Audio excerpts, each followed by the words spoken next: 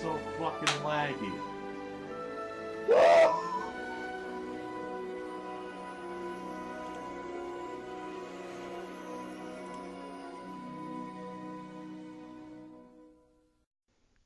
Before I start off this video, I just want to talk about the Detroit Lions Atlanta Falcons game.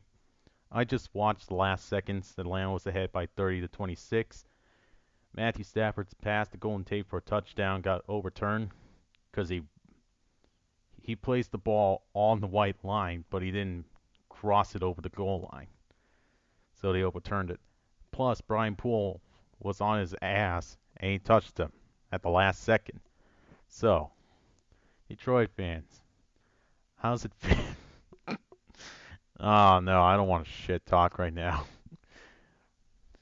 But how does it feel, honestly, that a call like that put you back to 2-1 and has you tied now with the Minnesota Vikings, which is what I want to be talking about today? Did anybody else feel like there's a jump in the amount of talent we had from last week over to this week? Because our talent shined through, especially on defense. It shined through against Chicago. However, Jameis Winston, oh my God, he could not have played an asser game against Minnesota than this. And this is counting his preseason game too. I mean, yeah, but looking at it, our team played like ass against Case Keenum and the Minnesota Vikings. First of all, our defense couldn't contain Stephon Diggs or Dalvin Cook, who most fans are regretting, and I'm sure the GM, Jason Litt, is regretting not drafting him. I mean, we could have still had O.J. Howard in the second round, but it's just so frustrating. It's so frustrating to see our defense struggle like this, and it's also really frustrating to see Jameis Winston throw 3 interceptions, 2 of which he didn't have to force down the field. There were some plays where he could have scrambled for a couple yards and put his team in good positions to score. Noticeably, the one interception I have the biggest issue with was when Jameis Winston, his team was down by like 14 or 17, threw a pass to Mike Evans in triple coverage. It got tipped up and it got intercepted. I'm not gonna lie, we had a couple opportunities to get back into this game. It's just, it's the shit Jameis Winston does sometimes. I'm so tired of people telling me how he's this and that, and this and that, and this and that. He's the greatest player since Brett Favre. Honestly, Jameis Winston is like this. He's really good on some weeks, but he's shit on other weeks, especially when he's playing against Arizona and Minnesota.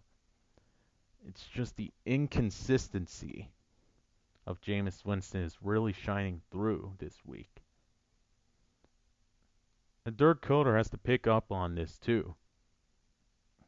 Dirk Coder, with all the matchups that Jameis could have exploited. Mike Evans versus Xavier Rhodes, that option was gone. Why not just throw the ball to Charles Sims more? Or hell, even OJ Howard. Why not get him involved in the game a bit more? But no, we got to throw a Chris Godwin. We got to throw a Mike Evans. We got to throw a Deshaun Jackson. Which Deshaun Jackson, let's face it, he was tightly covered. It was only by luck of the corner that he got that touchdown. Let's be honest about it. He was tightly covered. If the cornerback would have turned around and caught it, we would have had 4 interceptions and we would have lost 34 to 10 instead of 34 to 17. So it's just,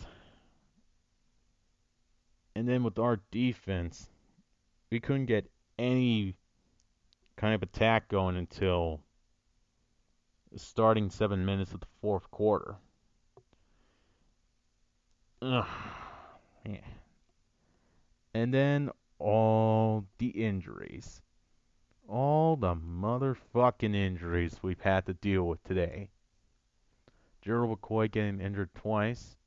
First time he came back, second time the injury reignited like that. And then Levante David. Levante David. I pray to God that his injury isn't that long. Because we definitely need him when we take on New York next week. And New York, looking at the New York Philly game, the Giants seem to have their rhythm back. They seem to be getting stride to stride with Sterling Shepard and Odell Beckham Jr. It's just, we need our defense to step up if we're going to get a win against New York. Because I'll tell you something. Eli Manning, though he's not the greatest quarterback, he's definitely a persistent quarterback. He'll find ways. He'll find ways to get his players the ball. And if our defense can't step up in that game, in the upcoming game, then there's no shot of our team making the playoffs this year.